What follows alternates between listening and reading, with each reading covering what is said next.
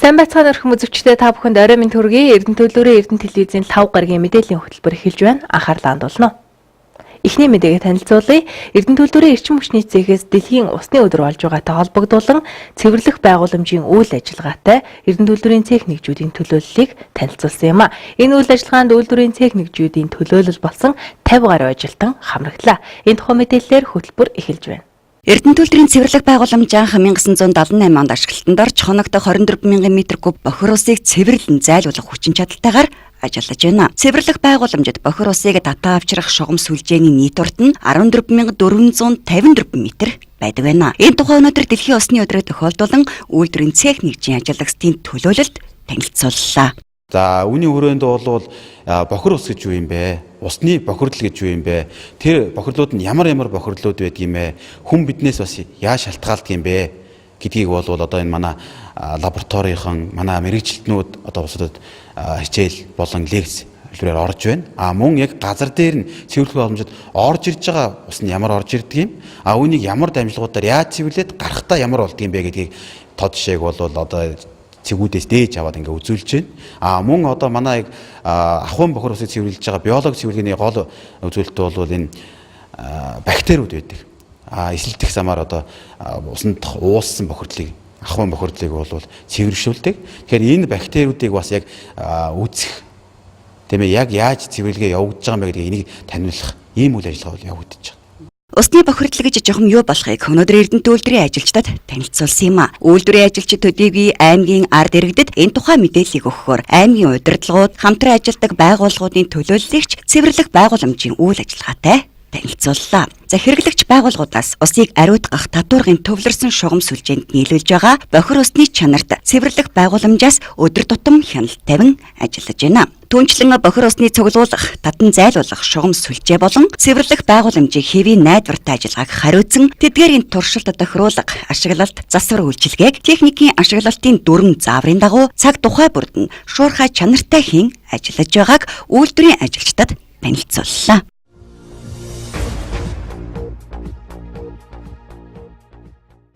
Дараагийн мэдээ, жил бүрийн 3 дугаар сарын 22-нд Казак түмний Науризын баяр тохиож шинэ өглөөний нараа өгтөж уламжлалт ёс заншлынхаа дагуу ёслол төгөлдөр баяраа тэмдэглэн өнгөрүүллээ. Өнөөдөр Науризын баярын өдөр. Науризын баярын өглөө ургах нарнаар эрэгтэйчүүд гартаа хүрц жото авч гол горих булгийн хийгнэж, мод цэцэг суулгаж эмэгтэйчүүд сүү цагаан эдээ ундааныхаа дээжийг барьж нар мантахад мэдчилдэг уламжлалтай. Казак түм маань энэ уламжлалаар өглөөний нарнаас илч энерги авч хүрэн булаг аршааны хийгнэж, байгаль орчноо цэвэрлэлээ. Өнөөдөр Казак түмний баяр болж байна. Энэ бол хаврын баяр, Науризын баяр. 3 сарын 22-ны жил болгон тохиодог. Энэ үглийг бид бүхэн одоо баян өндөр уулан дээр гарч өглөөний мандах нарыг харж тэрнээсээ уужраад одоо бид бүхэн энэ булаг шандын ихийг сэвэрлэх ийм ёс шаналтай энэ нэгхэд дагуу энэ үйл ажиллагаа маань явагдаж байна. Тэгээд манай Орхон аймагт байгаа бүх эрдэнчүүдтэй энэ өдрийн мэндийг хүргэж Науризын баяр, нарны баярын халуун мэндийг дэвшүүлээ. Та бүхэнд ажаарга сайн сайхан өгсөөрэй. Өнөөдөр өдөр шөнө тэнцсэн хаврын баяр нь Науризын баярын өдөр. Энэ өдөр Эрдэнэт Орхон аймагт амьдарч байгаа нутгийн зүүн олон болон Ураанхай дөрвөд хамт одоо нутгийн хамт олондоо бүгдд Науризын баярын мэнд хүргэе. Ээлгээр хамглан төрлөөр төвшин хамглан сайн сайхан жаргаж явахын ерөөлийг дэвшүүлье. Науризын баярын чухал зан үйл нь эхний өдрийг угтах явдал юм а. Казак үндэстэн энэ өдөр үндэсний хувцас өмсөж, хоорондоо золгож, бие биедээ баяр хүргэн мэдчилж, шинэ ондоо эрүүлнийх аз жаргалтай байж, амжилт бүтээл арин байхын ерөөлийг дэвшүүлдэг. Эрчүүд хоёр гараараа барилцаж, цээжээ хүргэн мэндэлж золгон, эмэгтэйчүүд тэрвэрлдэж мэдчилдэг уламжлалтай. Үүний дараа хамгийн ахмад насны даа очиж хүндэтгэл үзүүлж баяраа тэмдэглэдэг юм. Баярын хамгийн гол хоол бол Науриз Куже хэмээх хоол юм. Энэ нь Науриз шүл гэсэн үг. Наурыз шүл нь амьдралын 7 элементийг илтгэсэн 7 төрлийн амьтднаас бүрднэ. Энэ нь ус, мах, давс, өөх, гурил, будаа, сүү зэрэг болно. Энэ нь баясгалантай, азтай, цэцэн, эрүүл, элбэг дэлбэг, хурдан шаламгай, өсч үрждэг байх, бурхны өршөөлийг хүртэж байх зэргийг илтгэдэг байна.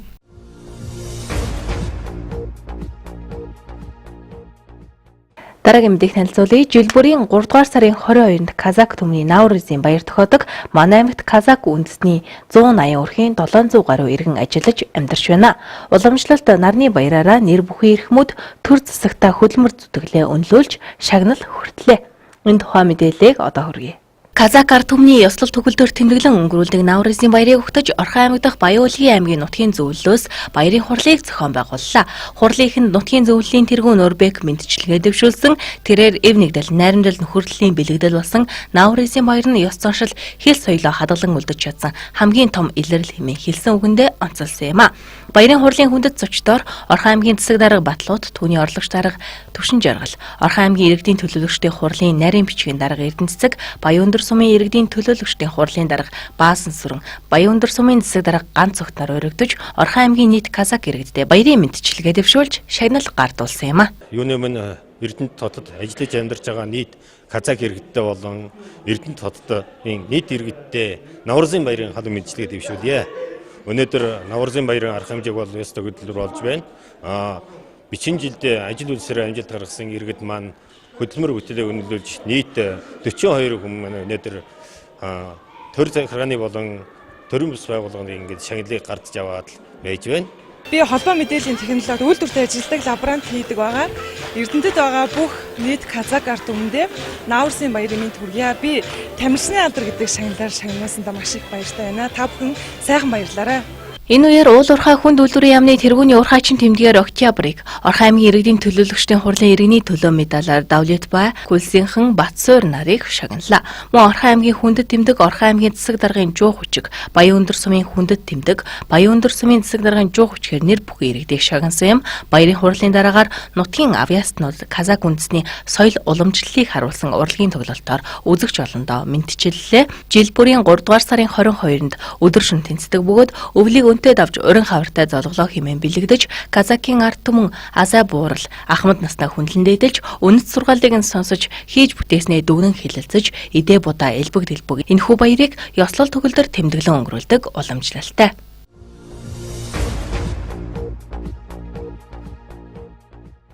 Эрдэнэ төлбөрийн хэмжээнд хийгдэж байгаа томоохон бүтээн байгуулалтын ажил болох дулаан цахилгааны төвийн өргөтгөлийг энэ оны 11 сард ашиглалтанд оруулахаар шатараатай үйл ажиллагааг зохион байгуулсаар байна. Өргөтгөлийн хүрээнд хийгдэх турбин генераторуудын 2-ыг навчран тоног төхөөрөмжийг суйрлуулах угсралт тохируулгын ажил хийгдэж байна. Өргөтгөлийн ажлын хэсгийнхэн 7 хоног бүрийн лав гарагт өргөтгсөн хуралдаан зохион байгуулж төлөвлөгөөний дагуу хийгдсэн ажлууд болон ойрын өдрүүдэд хийгдэх ажлын жагсаалтыг батлуулж түүнийхээ дагуу ажиллаа гүйцэтгэж байна. Энэ сарын 25-нд буюу эх Бямбарагт өргөтгөлийн ажлын хүрээнд хийгдэх анкруудын агарын шугамуудыг татаж дуусгах юм а. Эх хагас буюу 3 сарын 25-нд бол одоо манай өргөтгөлийн ажлаар бол олоотойгоор үлдэх зогсолтын станцын хэмжээнд 12 цаг орчим зогсолт хийх байгаа. Энэ бэлтгэл ажлуудыг бол өнөөдрийн байдлаар манай Эрдэнэ төлөвлөрийн хэмжээнд бол хангагдсан ажиллаж байна. Энэ дээр бол одоо агарын шугамуудын бол холболтуудын гол ажлуудаа бол хятадын мэргэжилтнүүд хийж дуусгах нь энэс цаашдаа манай компанид бол одоо компани ажилд бол нөлөөлөхгүйгээр манай өргөтгөлийн ажлууд бол цаашдаа хийгдэж дуусгах юм өчтэй байна. Өргөтгөлийн 1-р турбины угсралт тохируулгын ажил дуусж байна. За энэ баасан гарагт турбины дээд тагийг хааснаар нарийн тохиргооны ажлууд дуусах юм а. 2-р турбины хувьд их биеийг нь суйрлуулан тоног төхөөрөмжийн тохиргооны ажлууд хийгдэж байгаа тухай өргөтгөлийн ажлын хэсгээс мэдээллээ. 3-р сарын сүүлээр 3-р турбин генератор хүргэгдээр нь за шинээр суйрлуулах турбинуудын тоног төхөөрөмж 4-р сарын 20 гэхэд бүгд ирж дуусна гэдгийг ч хэлж байна. За өнөөдрийн байдлаар дулаан цахилгааны төвийн өргөтгөлийн ажил 80 гаруй хувийн гүйцэтгэлтэй байна.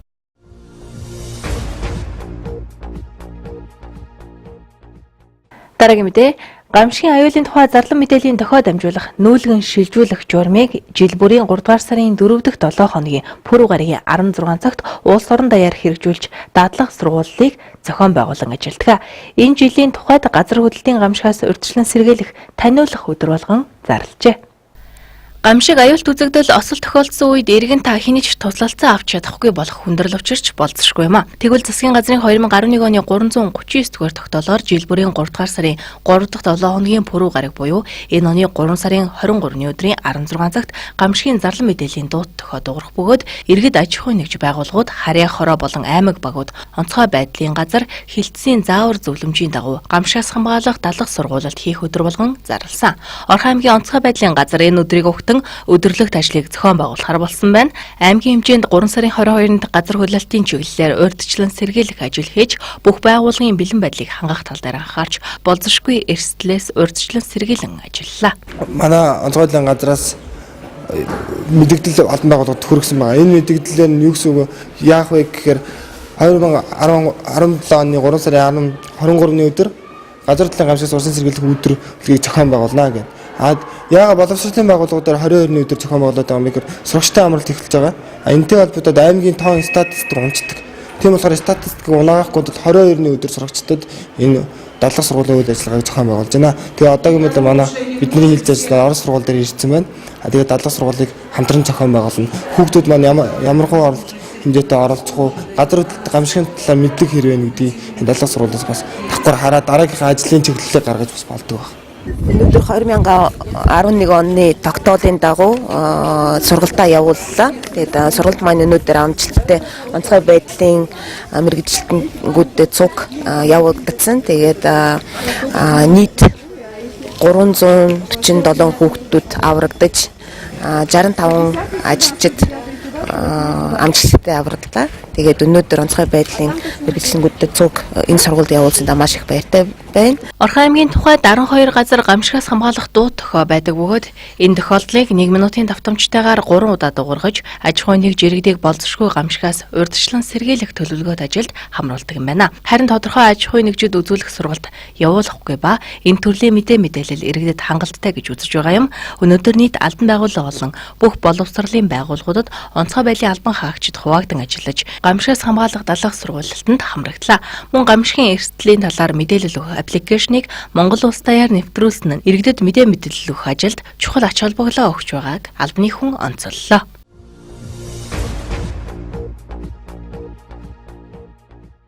Эрдэнэ төлөвлөрийн хэмжээнд ерөнхий захирлын 2017 оны хавар зууны ажилд компани цех нэгжүүдийг бэлтгэх тухай А157 дугаар тоот тушаалаач. Үүний дагуу цех нэгжүүд төлөвлөгөө гарган ажиллаж байна. Энэ тухай мэдээллийг одоо хүргье. Тушаалын дагаа 4-р сарын 30-ны өдрийн дотор бүтцийн нэгжүүдийн хариуцсан суваг, замын шуудуу, ус нэвтрүүлэх төхөөрөмж, борооны суваг, архитектурын жижиг байгууламж зэргийг цэвэрлэх ажлыг зохион байгуулна. За хавар зуны улирлын ажлын нэг томоохон ажил нь тэг зогсолт юм. За тасралтгүй үйл ажиллагаатай тоног төхөөрөмжийг жилд нэг удаа зогсоож 48 цагийн дотор засвар үйлчилгээ хийдэг бол энэ жилээ 4-р цахилгаан станцын засвартай холбогдуулан тасралтгүй үйл ажиллагаатай тоног төхөөрөмжүүдийн засвар үйлчилгээг 72 цаг буюу 3 өдрийн турш хийх боломжтой олжээ. Энэ тухай мэдээллийг тодрууллаа. Тэг зогсолт бол манайхан чинь бол 8 сард хийгдэн штэ. 8 сар, 7 сарын 29, 8 сарын 1 гэж хийгдэн. За энэ бол бас яг нэг явдаг журмаараа явж байна. Дээд газруудтай, диспетчерийн үндэсний төвтэй хоног хугацаагаа бол нарийн тохироод явуулчихсан байж байгаа. Хоёр талаасаа батлагтаад гарын үсэг зурчихсан. За үйлдвэрийн зүгээс бол тэг зогсолтын үеэр шаардлагатай материалуудын жагсаалтуудыг бид нар 12 сард гаргаад өгчихсөн. Энэ дээр хангамжийн хэлтсэн маань бол ажиллаж байгаа. За тэгээд ер нь дөхөөд ирэхээр зэрэг нэг 7 сарын 1-ээс ч юм уу 6 сарын дундор энэ талаар бол шатаа борлдож энэ бэлтгэл ажлын гүйцэтгэлийг байнгын энэ дээр бол хатуу хяналттай ингэж явагддаг. За тэг зогсолтын үеэр хийгдэх ажлуудын жагсаалтууд бол бэлэн болчихсон байж байна. За дөхүүлж ягаад ерөнхий график гаргадаг. Яг хэдэн цагаас хэдэн цагийн хооронд хаана ямар үйлчлэгээ хийгдэх үнийг бол бүгдийг нарийн тохируулах хэрэгтэй болдог. Мөн Монголын эрчим хүчний систем маань эрчим хүчний гадаад дотоодын урсгалуудаа тохируулж тий хаана ямар хязгаарлалт хийх вэ, ямар үед нь юу болох вэ гэдэг асуудал бол зохицуулдаг. За энэ жил бас нэг онцлог зүйл нь бол 4-р тээц дээр эднийг ч манайхтай зэрэг зогсдог шүү дээ. Тэгэхээр 4-р тээц дээр бол нэг яндангийн ажил хийгдэх учраас энэ жилийн тэг зогсол 1 хоногоор илүү хийгдэж байгаа ийм онцлогтой. Тушаалын дагуу цех нэгжүүд барилга байгууламжийн дээврийн цас хогийг цэвэрлэх, үйлдвэрлэлийн анхуун байрны цонхны тоосыг цэвэрлэх, газар дуулагч төхөөрөмж, аянгын хамгаалалтын эсэргүүцэл болон галуунтраах хэрэгсэл, галын системийг цэгцлэх зэрэг ажлуудыг шатраатай хийхээр төлөвлөжээ. Түүнчлэн 2017 оны 7 дугаар сарын 1-ний өдрийн дотор цэвэр ус, бохир усны шугам сүлжээнүүд, худаг, дарагдал савны зангилааны байдалд үзлэг хийж, илрүүлсэн дутагдлыг арилгаж дуусгахыг үүрэг болгожээ.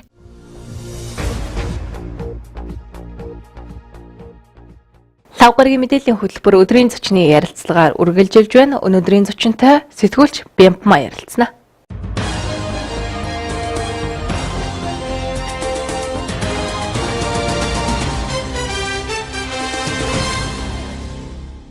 Арай минь төргийн үзэгчдээ манай Эрдэнэ телевизийн өдрийн зочны ярилцлага эхэлж байна. Тэр өнөөдөр 3 дугаар сарын 22-ны өдөр дэлхийн нийтээрээ усны өдөр болгон тэмдэглэдэг.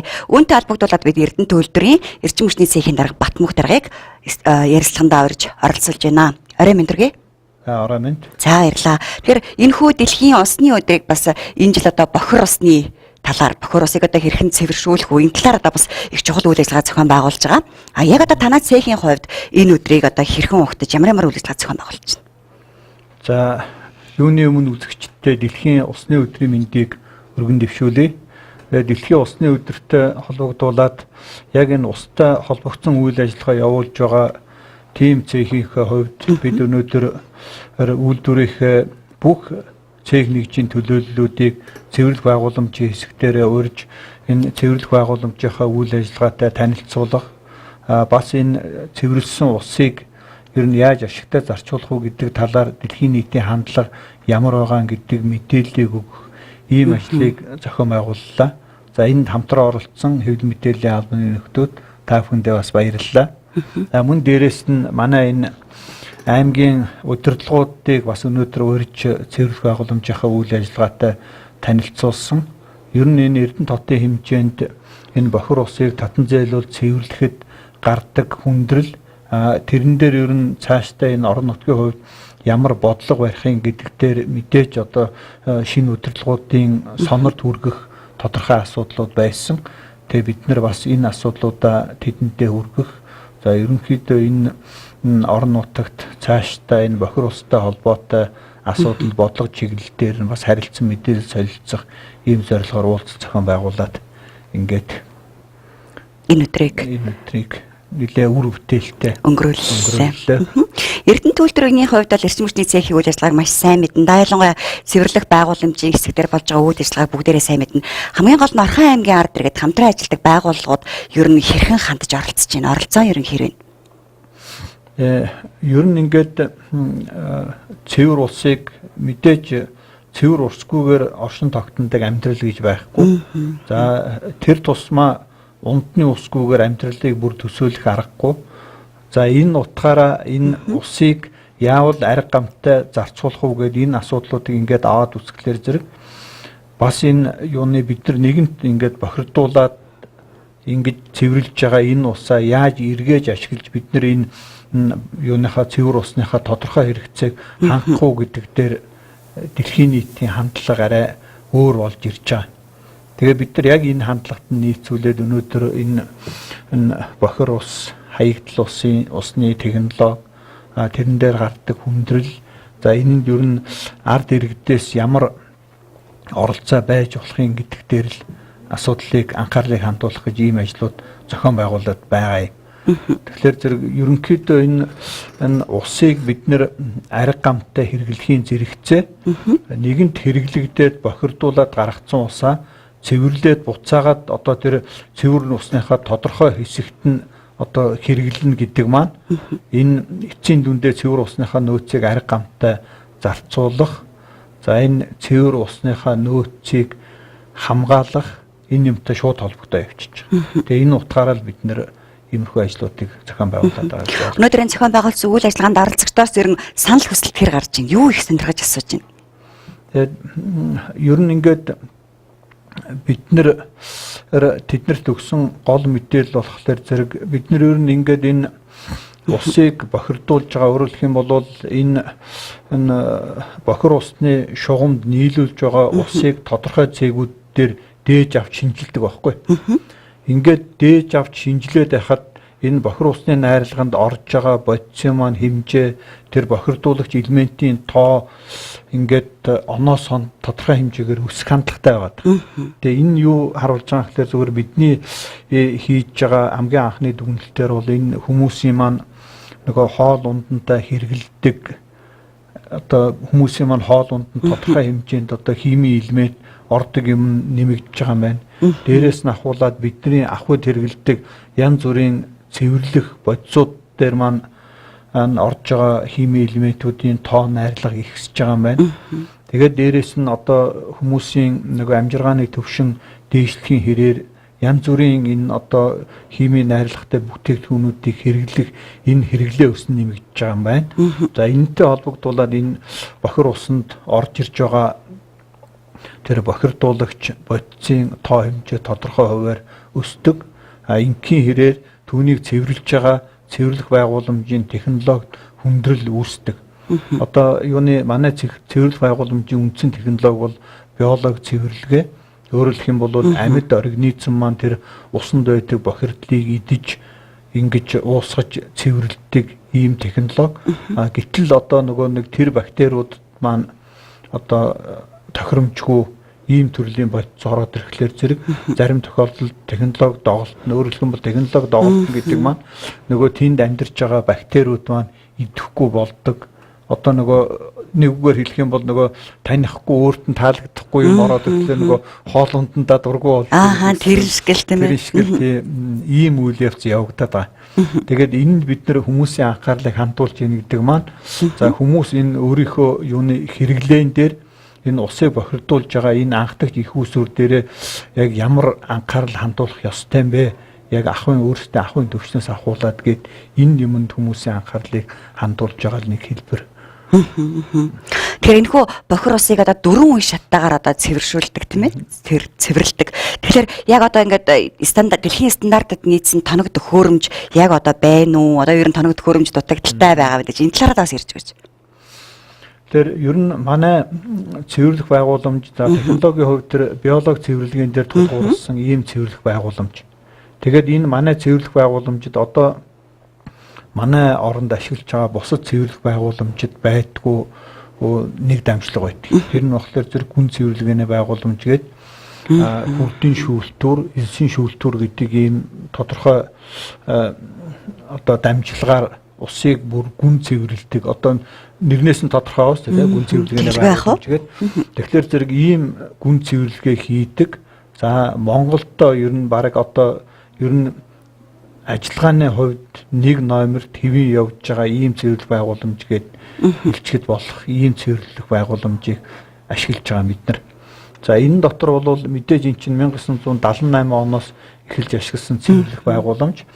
За одоо манай үйлдвэрийн буйнаар юуны тодорхой хэмжээнд нөгөө бид нар чинь жил болгоныхоо техникийн шинжил энэ юмыг хийгээд явж байгаагийн буйнаар одоо нэг одоо тоног төхөөрөмжийн ашиглалт талаасаа бол нэг тийм доголдсон одоо бүр айхтар хувцаар тавигдаад болохгүй болсон итер гэдэг юм дээр бол харьцангуй гайгүй.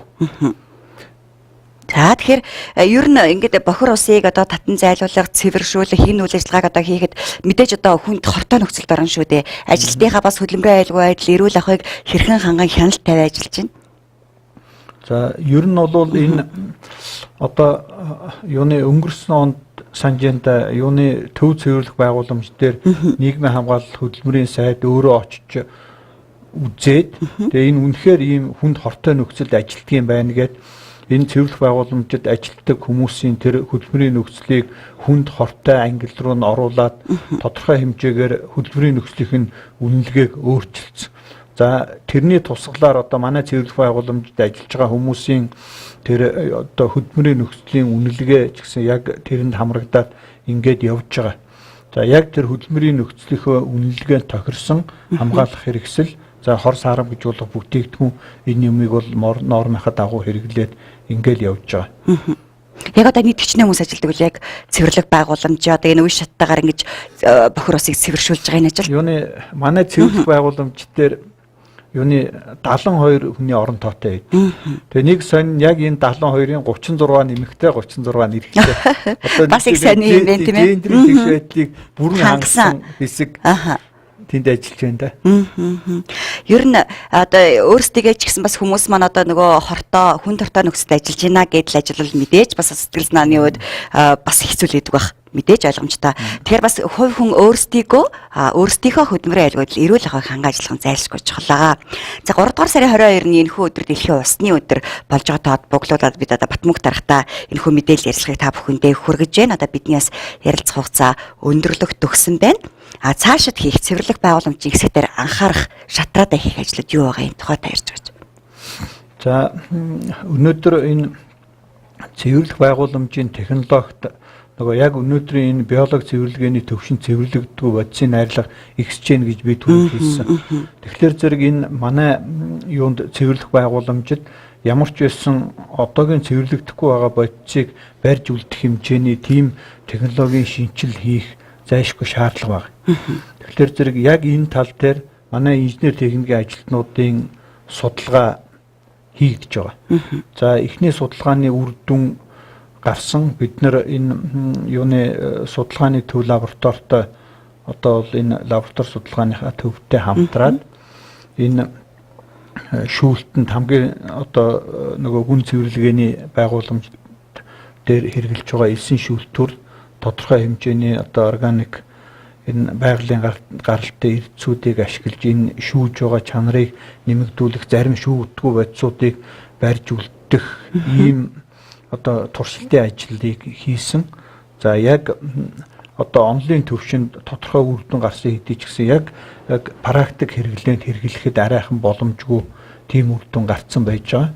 За бид нэр одоо бол дараагийн судалгааныхаа ажилд шилжээд явж байна. Тэгэхээр зэрэг одоо энд ажиллаж байгаа манай инженер техник ажилтнууд тэгээд энэ манай судалгааны яг энэ чиглэлээр ажилладаг яг манай үйлдвэрийн энэ судлаач инженерүүд, судлаач эрдэмтдийн баг энэ тал дээр бол тодорхой ажлуудыг хийгээд явж үр дүн гарна гэдэгт найдаж байгаа.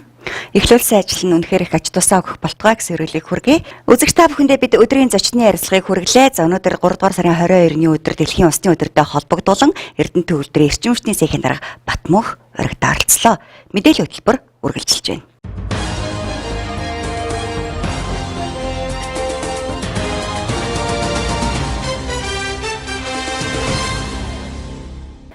Улс орон болон дэлхийд даяар болж байгаа он сонирхолтой үйл явдлуудыг цахим хуудаснаас бэлтгэснийг одоо та бүхэнд хүргье.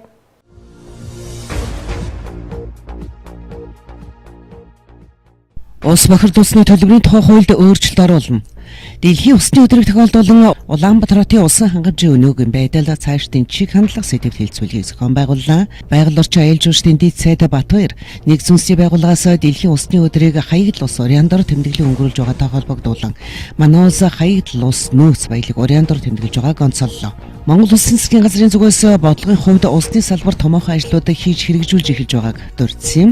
Тухайлбал Улаанбаатарын төв зөвлөх байгууламжийг шинжлэх ажлыг энэ ондоо багтаа эхлүүлэхээр гэрээ хэлтсэрийн төвшөнд ажиллаж байгаа юм байна. Мөн хаягдл усыг эргүүлэн ашиглах хууль эрх зүйн орчинг боловсруулах ажлыг хүрээнд улс бохирдуулсны төлбөрийн тухай хуульд нэмэлт өөрчлөлт оруулах тухай хуулийн төслийг улсын хурлын хаврын чуулганд өргөн барихаар төлөвлөсөн байна.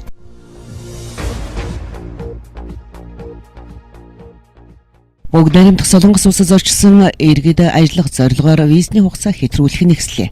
Бүгд найрамдах Солонгос улсын эрчим сайдын яамд хандан тус улсад зорчих хүсэлт гаргасан Монгол улсын иргэдийн тоо 2015 онд 55,000 байсан бол 2016 онд 67,000 болж өссөн байна. Түүнчлэн өнгөрсөн оны 10 дугаар сараас энэ оны 3 дугаар сар хүртэл өдөртөө 600 гаруй визний хүсэлт ирж байгаагаас үзэхэд энэ онд 100,000 хүрэх хандлагатай байгаа талаар бүгд найрамдах Солонгос улсаас Монгол улсын суугаа эрчим сайдын зөвлөх EGU мэдээлсэн байна. Түүний мэдээлснээр виз авсан иргэд визний хугацаа хэтрүүлэх буюу харлах тохиолдсон байна.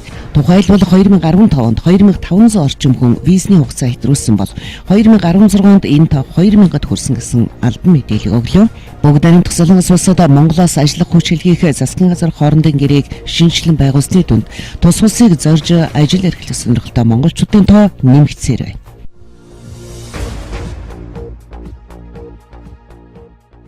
Нийгэм даатгалан сангийн орлого 26.5% өслөө.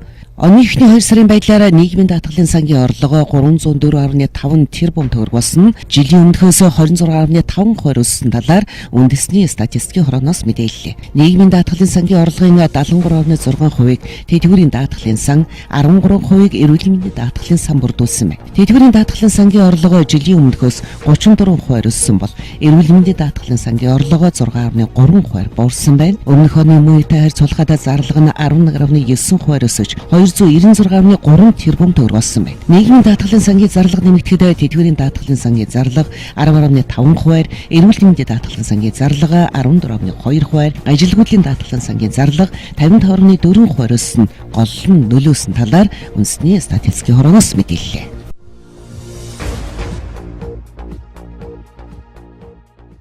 Нийт хөрөнгө оруулагчдын 50 орчим хувь нь манай улсаас гарсан байна. Хөрөнгө оруулагчдын эрх ашгийг хамгаалах зөвлөл анхдугаар хурлаа хийлээ. Сүүлийн 4 жилдээ нийт хөрөнгө оруулагчдын 50 орчим хувь нь манай улсаас гарч явсан тухай судалгаа байдаг.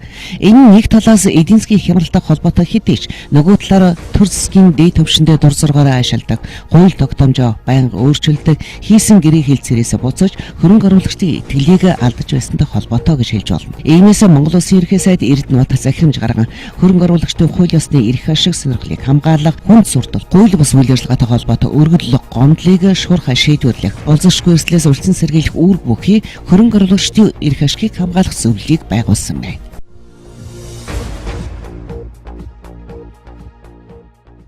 Онгоцондоо гар утснаас өөр төхөөрөмж авч явахыг хориглоно. Америк нэгдсэн улс руу зорчих иргэдийг тээшэндээ цахилгаан хэрэгсэл авч явахыг 8 орны 10 нисэх онгоцны буудлах хориглох гин ойрхон орнууд болон Африкийн хэд хэдэн улсуудын агаарын тээврийн компаниуд Америкийн нэгдсэн улс руу зорчих иргэдийг тээшэндээ зөөврөн компьютер, таблет зэрэг цахилгаан төхөөрөмж авч явж байгаа эсхийг шалгадаг болох юм байна. Аюулгүй байдлыг хангах үүднээс энэхүү шийдвэрийг гаргаж байгаа ба мягмар гар гэхэд олон нийтэд албан ёсоор зарлах юм байна. Америкийн нэгдсэн улсын дотоодын аюулгүй байдлын хэлтээс энэ асуудал ямар нэгэн тайлбар өгөхөөс татгалзсан байна. Тус хэлтсийн салбар болох тээврийн аюулгүй байдлын газар мөн л тайлбар хийхээс татгалзсан байна.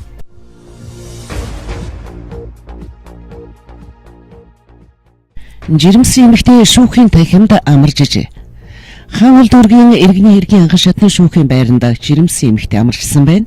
Тэрээр шүүх байранд төрж шүүгч хулангийн туслах нарийн бичгийн дарга Солонгот хүнд яаралтай тусламж үзүүлэн хүүхдийг нь их барьж, их хүүхдийг эмнэлэгт хүргэсэн байна. Амарчсан ихийг чимгээ гэдэг бөгөөд тэрээр иргэний үүргээ биелүүлж шүүх хурлд хаан улдуургийн иргэдийн төлөөлөгчөөр урагдсан ирсэн байж. Тэрээр 4 дахь хүүхдээ төрүүлж 3.2 кг хүүтэй боллоо хэмээн шүүхийн ерөнхий зөвлөлөөс мэдээллээ.